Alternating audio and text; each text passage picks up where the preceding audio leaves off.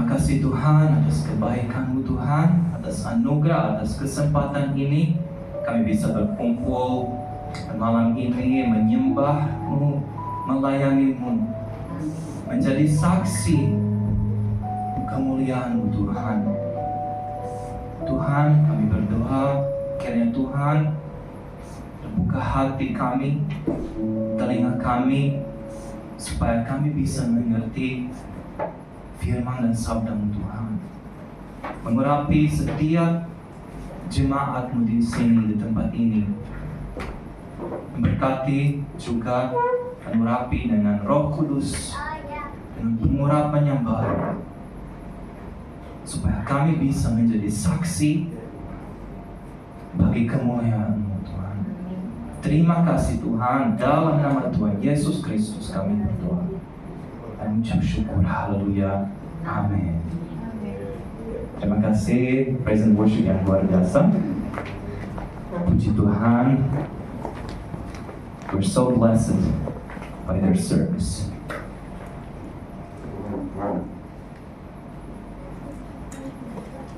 Salam Merdeka.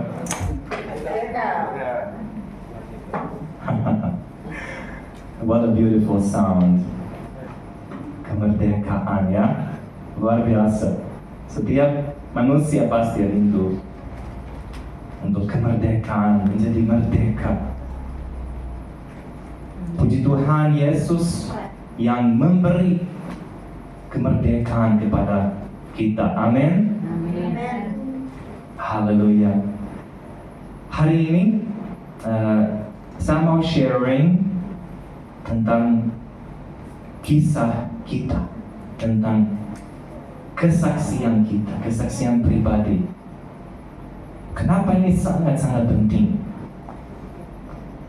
Lebih dari penting sebenarnya.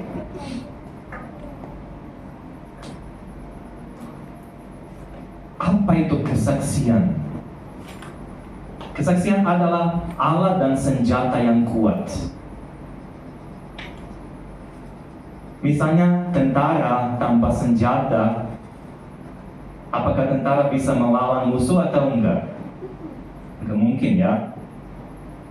Bisa negosiasi, tapi kalau musuh masih enggak mau, jadi harus melawan musuhnya. Nah, pertanyaannya, bagaimana jika kisahmu, perjalananmu yang biasa dan penuh pergumulan bersama Kristus bisa mengubah perspektif kekekalan seseorang? Ada yang malam ini mau saksikan? Tidak harus sesuatu yang panjang, kesaksian yang pendek udah cukup. Ada yang mau? Pasti ada kesaksian dalam kehidupan kita. Kita udah bernafas, masih melayani, masih bisa datang ke sini. Ada yang mau saksikan kemurahan dan kebaikan Tuhan?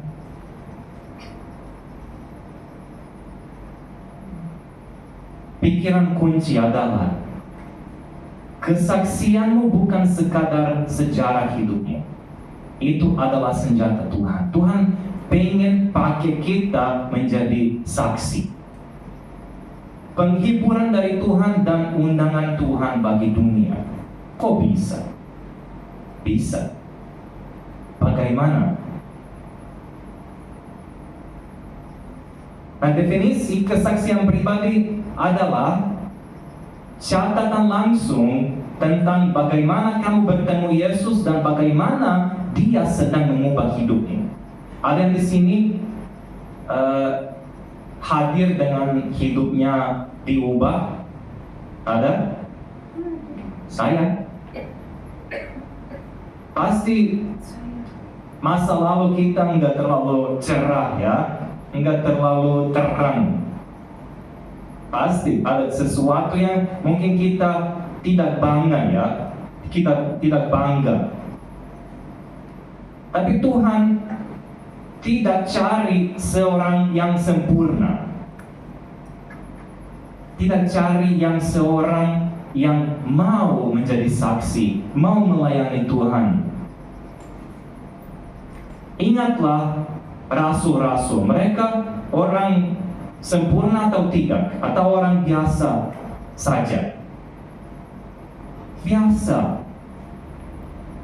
Semua rasul-rasul punya pergumulan, kelemahan. Ingatlah Rasul Paulus. Dia pembunuh orang percaya.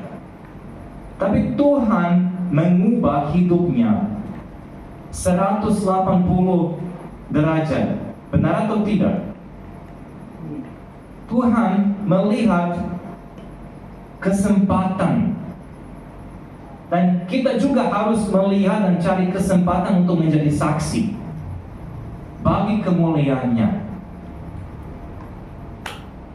Itu bukan biografi yang sempurna. Enggak ada yang biografi yang sempurna, ya. Setuju?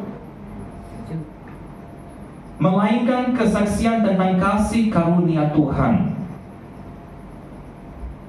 Tolong bisa update slide-nya ya, ikut khotbah ya.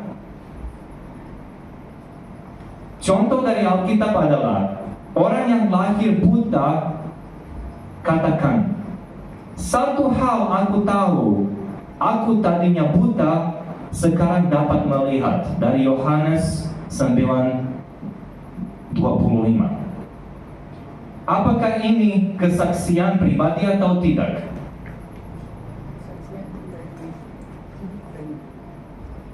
Esther, please can you take over? Kesaksian orang buta sangat-sangat penting, sangat-sangat kuat. Nah, adalah ayat kunci di khotbah ini. Itu dari Wahyu 12:9. Mereka mengalahkan dia oleh darah anak domba dan oleh perkataan apa? Kesaksian mereka. Satu kali lagi, mereka mengalahkan dia. Siapa dia? Musuh. Oleh darah anak domba dan oleh perkataan kesaksian mereka. Jadi mereka enggak diam-diam saja, mereka menjadi saksi, mereka pakai suaranya, mereka pakai hidupnya untuk menjadi saksi dan melawan, mengalahkan musuh, yaitu iblis. Pasti musuh pengen kita diam-diam saja. Kita seperti seorang Kristen yang apa? Nyaman aja. Jangan ngomong apa-apa. Stay silent. No need to say anything. Keep it for yourself. Tapi rencananya Tuhan beda. Dia mau kita menjadi saksi, menyatakan kebaikan dan kemuliaan Tuhan. Mandat Alkitabiah adalah slide berikutnya. Mari kita baca dari 1 Petrus 3:15. Kalau ada yang mau buka Alkitab, silakan, monggo. Jadi 1 Petrus 3:15. Hari ini kita ada sedikit eksposisi Alkitab tentang topik ini, sangat penting. 1 Petrus 3:15 katakan, "Siap, sedialah senantiasa untuk memberi pertanggungjawaban kepada tiap-tiap orang yang meminta pertanggungjawaban tentang pengharapan yang ada padamu." Apakah kita bisa memberi pengharapan kalau kita diam-diam saja? Bisa enggak? Sangat susah.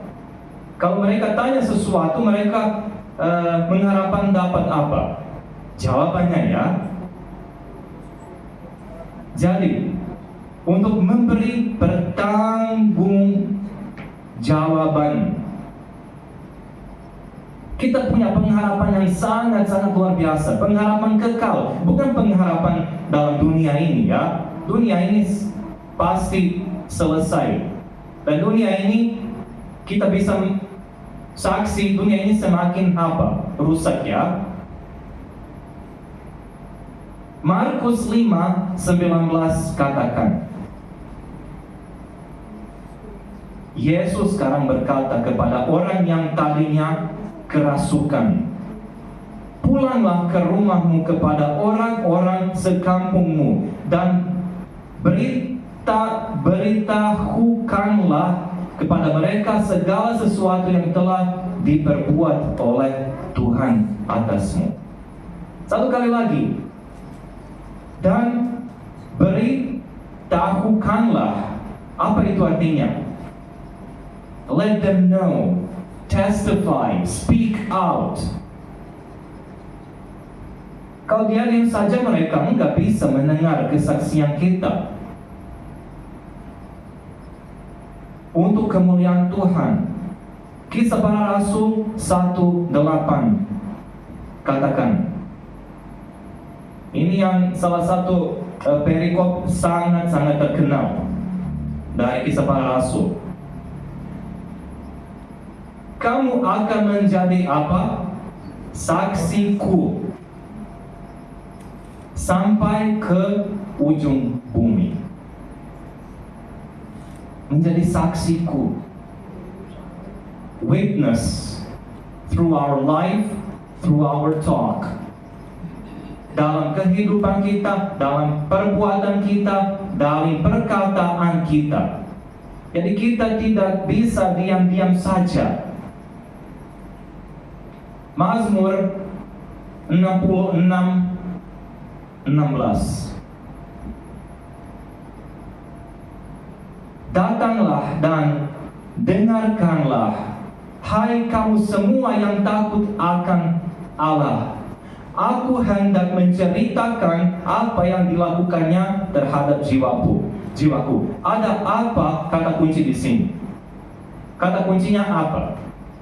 Aku hendak menceritakan, tidak menuliskan, tapi menceritakan.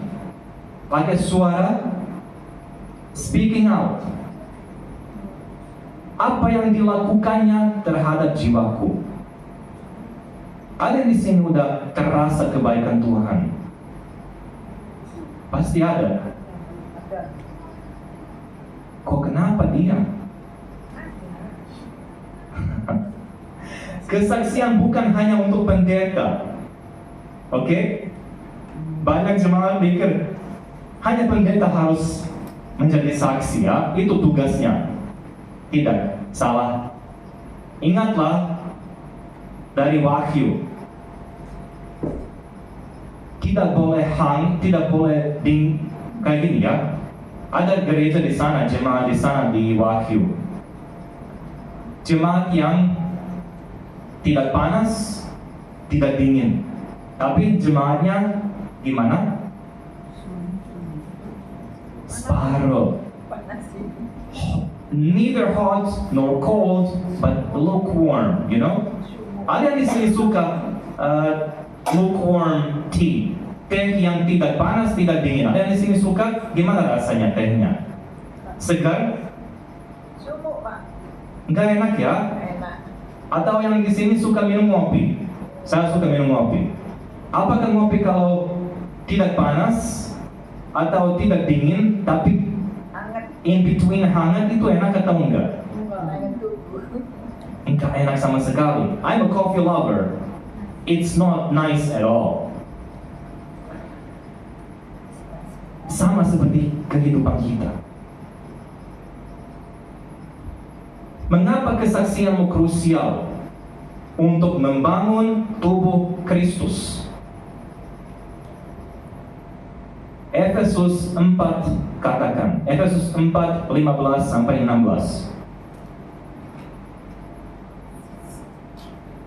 Dengan berpegang teguh pada kebenaran di dalam kasih, kita bertumbuh seluruh tubuh membangun dirinya sendiri dalam kasih. To encourage, to build up each other as a congregation. Untuk membangun, bukan diri sendiri hanya, tapi untuk membangun gereja, untuk membangun jemaat, to build up, to encourage, mendorong. 1 Korintus 14:26. Apabila kamu berkumpul, hendaklah tiap-tiap orang mempersembahkan sesuatu. Apa itu artinya mempersembahkan sesuatu? Makanan, minuman, atau sesuatu yang lain? Tuhan peduli tentang makanan dan minuman atau tentang sesuatu yang lain? Tentu kita butuh makan, incip ya, minum. Butuh nopo-nopo, butuh. Tapi God's concern is not about food or drink. His concern is about spiritual things, tentang hal-hal rohani. Semuanya untuk membangun jemaat. Kadang-kadang jemaatnya lemah, capek, ada pergumulan pribadi masing-masing, tapi Tuhan pakai jemaat, bukan hanya pendeta ya, jemaat semua sebagai tubuh, kaki, tangan, mata, telinga, semua anggota tubuh. Bagaimana kesaksian membangun gereja? Yang pertama, menciptakan kesatuan. Kita bisa melihat Tuhan bekerja dalam kehidupan yang beragam. Amin. Tuhan bekerja dalam kehidupan yang beragam. Yang kedua, menormalkan pergumulan iman, mematahkan dusta. Hanya aku sendiri yang mengalami ini. Yang ketiga, melepaskan karunia rohani. Kesaksian sering membawa nubuat, dorongan kesembuhan. Amin. Don't keep it for yourself. Share. Kisahmu adalah batu bata di rumah Tuhan. Tanpa kisahmu, tubuh Kristus tidak lengkap. Ini sangat-sangat penting. Kalau mau bangun rumah butuh apa? Selain cuan ya, butuh uang ya, untuk bayar material, untuk bayar tukang.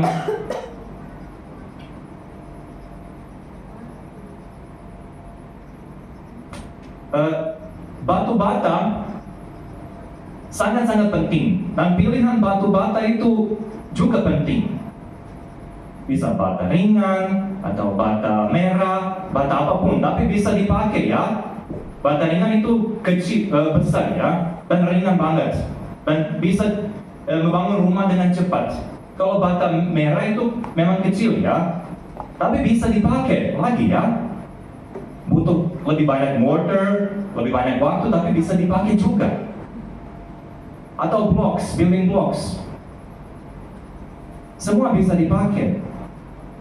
Tapi prosesnya beda, waktunya beda. Kita sama seperti batu bata. Semua bisa dipakai oleh Tuhan untuk kemuliaan. Mengapa kesaksianmu krusial? Menguatkan dan meneguhkan orang percaya. 1 Tesalonika 5:11 katakan. 1 Tesalonika 5:11. Karena itu, nasihatilah seorang akan yang lain dan saling membangunlah seperti yang memang kamu lakukan. Ini jelas ya, ayat ini. Nasihatilah seorang akan yang lain dan saling membangunlah. Ibrani 10. Marilah kita saling memperhatikan untuk mendorong dalam kasih dan dalam perbuatan baik. Saling menasihati. Dua-dua ayat punya kata kunci yang sama. Apa itu kata kuncinya dalam ayat itu? Nasihatilah dan menasihati. Itu sama enggak? Sama. kesaksian kita mengalihkan fokus. Ini perhatiannya sangat-sangat penting. Mengalihkan fokus dari masalahku atau masalah kita kepada kesetiaan Tuhan dalam badai hidup orang lain. Yang kedua, dari keputusasaan. Di dunia ini ada banyak orang, semakin banyak orang yang keputus asa. Dari keputusasaan kepada pengharapan. Bukan pengharapan dunia ini, tapi pengharapan yang kekal. Pengharapan yang datang dari siapa? Dari Tuhan Yesus Kristus dan Roh Kudusnya. Contoh praktis. Mendengar kesaksian orang tua memberi keberanian kepada remaja yang sedang bergumul. Apakah remaja itu butuh kesaksian atau keberanian? Butuh. Especially teenagers. They need someone to boost their faith.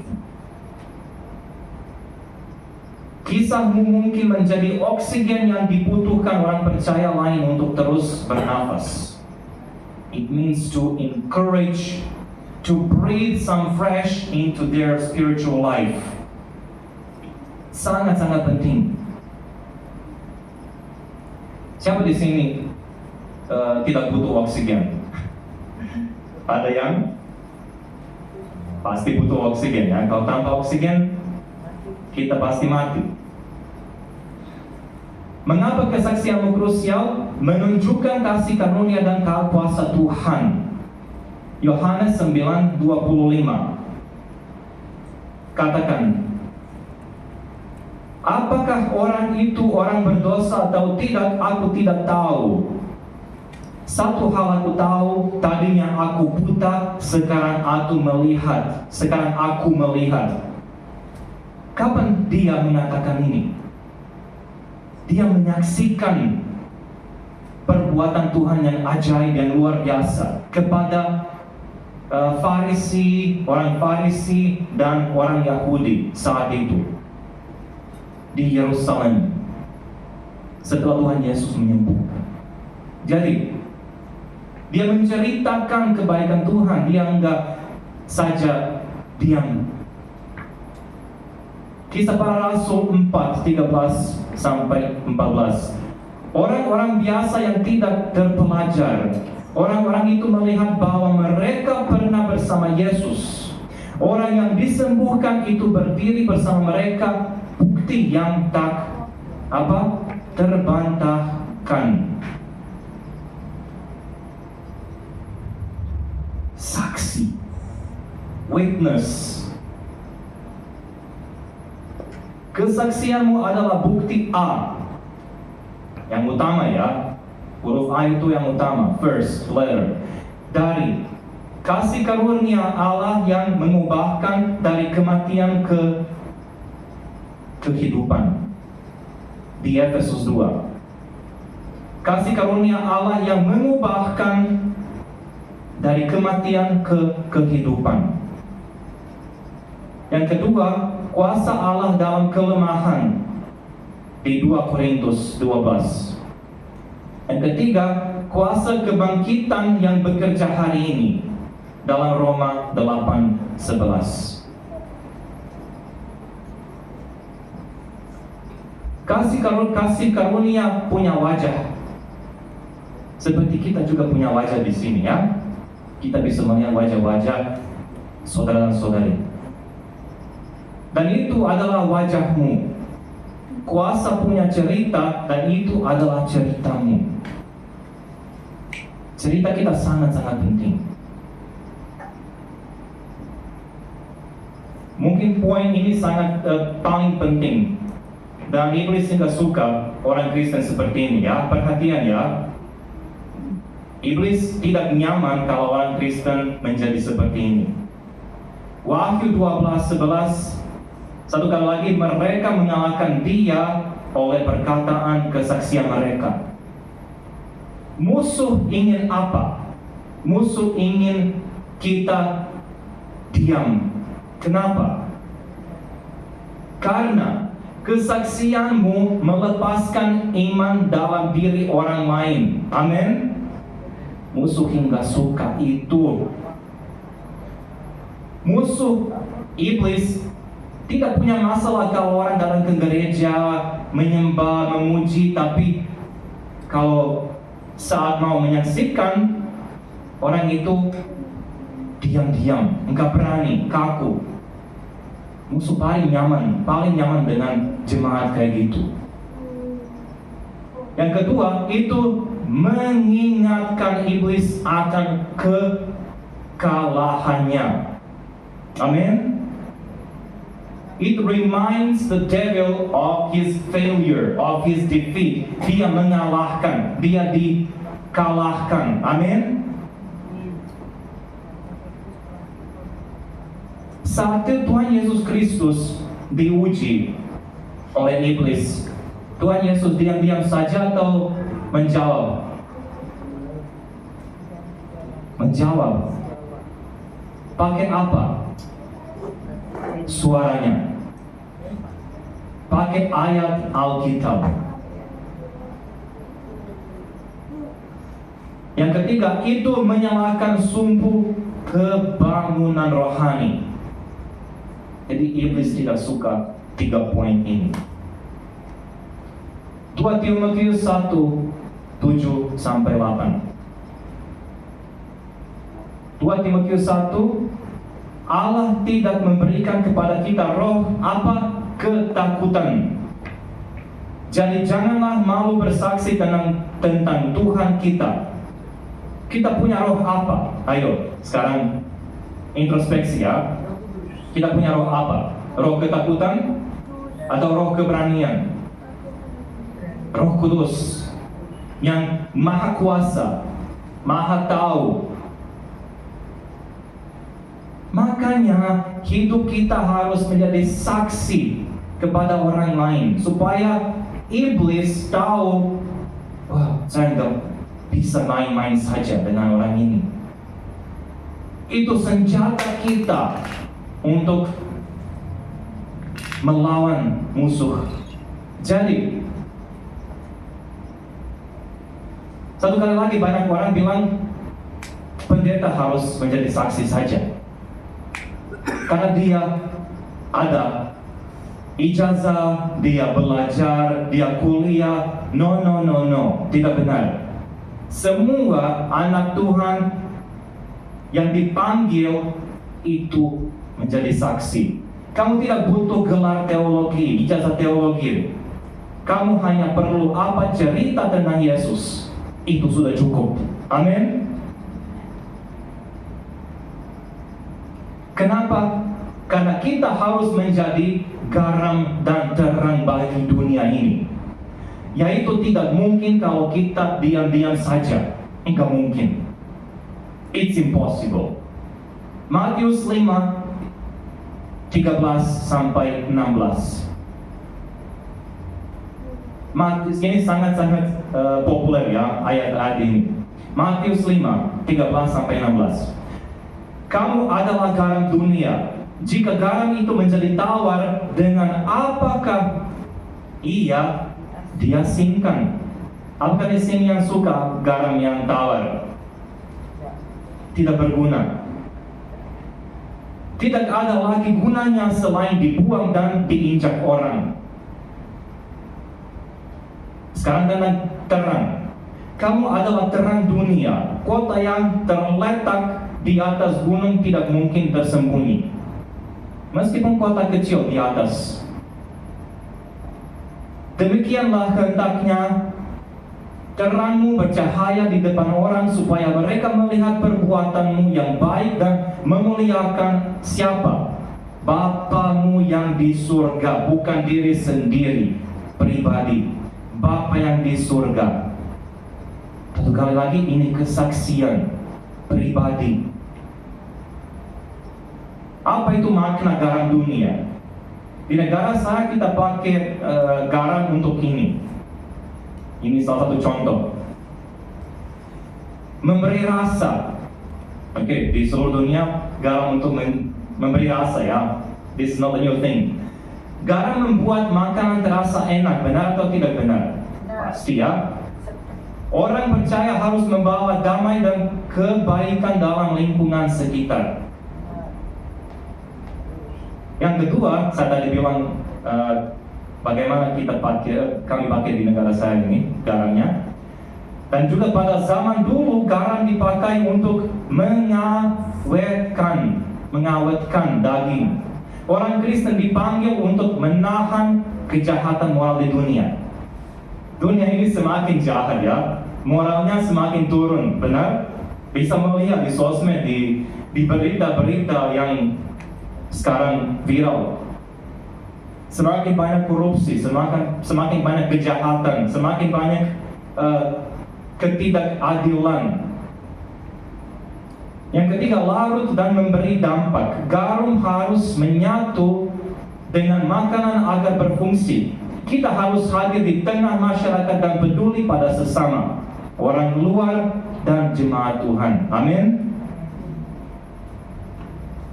Peringatan tentang garam yang tawar. Jika garam kehilangan rasa asinnya, ia tidak ada gunanya lagi. Garam yang tawar akan dibuang dan diinjak orang.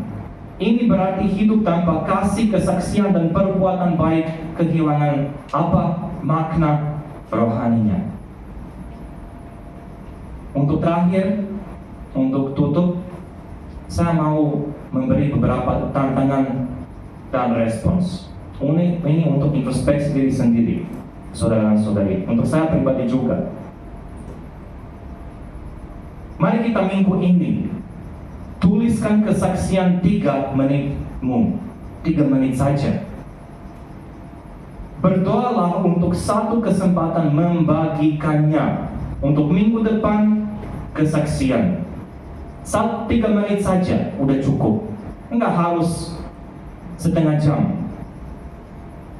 Di dalam gereja, berkomitmenlah menjadi keluarga yang siap bersaksi. Di kelompok kecil, sambil minum kopi dalam ibadah.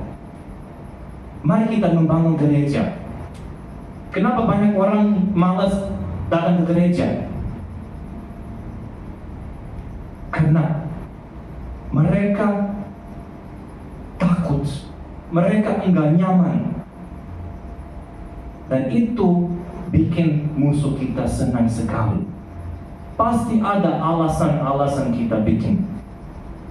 Capek, waktunya nggak ada, kayak gini, kayak gitu, cuaca nggak enak, panas, atau musim hujan, pasti ada alasannya. Refleksi pribadi, apakah kesaksianmu tersimpan di rak atau sedang aktif dipakai Tuhan? Ini pertanyaan yang sangat serius untuk saya pribadi juga. Tersimpan di rak atau sedang aktif? Contohnya sepatu yang lama, mana kita biasanya simpan? Sepatu yang lama, tidak mau pakai. Jadi rak, ya. Panggilan untuk bertindak. Berdiri jika kamu siap menyediakan pisahmu bagi Tuhan untuk pembangunan gerejanya, penguatan orang-orang kudus dan kesaksian bagi dunia. Dan untuk doa penutup, mengucap syukur untuk kasih karunia di setiap kisah, meminta keberanian untuk bersaksi. Ini poin-poinnya sangat penting. Jangan lupa ini ya. Ini komitmen untuk semua kita pribadi. Saya mau undang praise and worship team.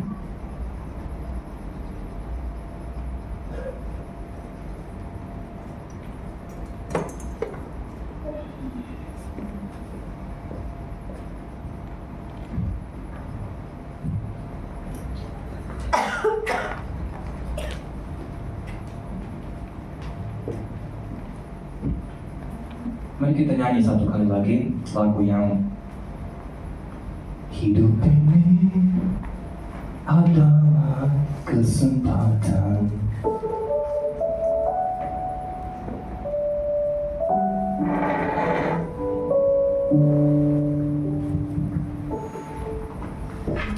ini adalah kesempatan hidup ini untuk melayani Tuhan. Jangan sia-siakan waktu yang Tuhan beri. Hidup ini hanya sementara. Hidup ini adalah kesempatan. Hidup ini untuk melayani Tuhan. Jangan sia-siakan waktu yang Tuhan beri. Hidup ini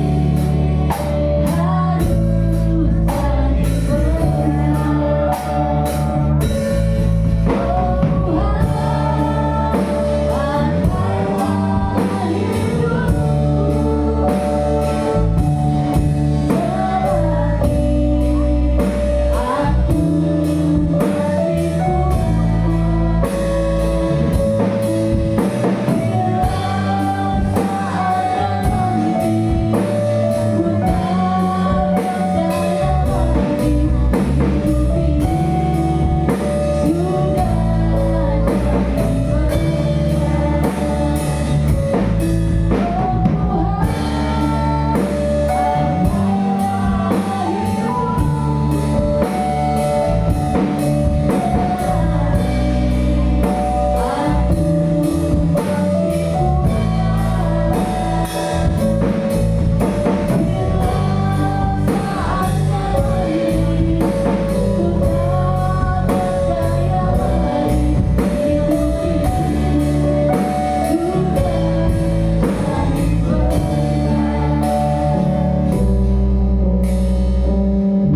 Mari kita berdoa. Bapa kami yang penuh kasih karunia, kami datang di hadapan-Mu Tuhan dengan hati yang meluap penuh syukur. Engkau telah menulis kisah demi kisah yang indah dalam hidup kami. Kisah perjumpaan dengan Kristus, kisah pembebasan, kisah pemulihan, kisah dari gelap kepada terang yang ajaib. Terima kasih Tuhan karena setiap luka, air mata dan kehancuran kami telah Engkau ubah menjadi apa? Kesaksian. Terima kasih Tuhan karena setiap luka, air mata dan kehancuran kami telah Engkau ubah menjadi kesaksian yang hidup. Hari ini kami sadar kesaksian kami bukan milik kami sendiri, tetapi milik-Mu Tuhan, untuk kemuliaan nama-Mu. Tuhan Yesus, kami mohon ampun atas setiap kali kami menyembunyikan cerita-Mu Tuhan. Ampuni kami jika selama ini kami diam karena malu, takut atau merasa tidak layak. Padahal Engkau telah mengalahkan si pendakwa oleh darah anak domba dan oleh perkataan kesaksian kami. Malam ini kami menyatakan, aku tidak akan takut lagi. Aku tidak akan diam lagi. Kami mematahkan setiap belenggu ketakutan, setiap bisikan dusta yang mengatakan kisah kami tidak berarti. Sebab firman-Mu berkata, mereka mengalahkan dia oleh darah anak domba dan oleh perkataan kesaksian mereka. Kami terima kemenangan itu sekarang Tuhan. Roh Kudus, penuhi kami dengan keberanian yang dari atas. Urapi mulut kami agar menjadi saluran kasih-Mu. Beri kami hati yang peka untuk mendengar kapan dan kepada siapa kami harus membagikan apa yang telah Engkau perbuat dalam hidup kami. Mulai minggu ini ya Tuhan, Kami mau menjadi gereja yang bersaksi. Bukan hanya dengan kata-kata, tapi dengan kehidupan yang berubah. Jadikan setiap rumah, tempat kerja, sekolah, dan lingkungan kami sebagai panggung di mana nama Yesus dipermuliakan melalui cerita-cerita nyata dan hidup kami. Kami berkomitmen, kisahku bukan untuk dipendam, tapi untuk diberitakan. Kisahku kemuliaan-Mu Tuhan. Bapa, kirimkan kami keluar dari tempat ini sebagai saksi-saksi-Mu yang hidup. Biarlah setiap pribadi yang kami jumpai melihat Yesus dalam cerita kami, mendengar pengharapan dalam suara kami, dan merasakan kasih-Mu yang tak terbantahkan.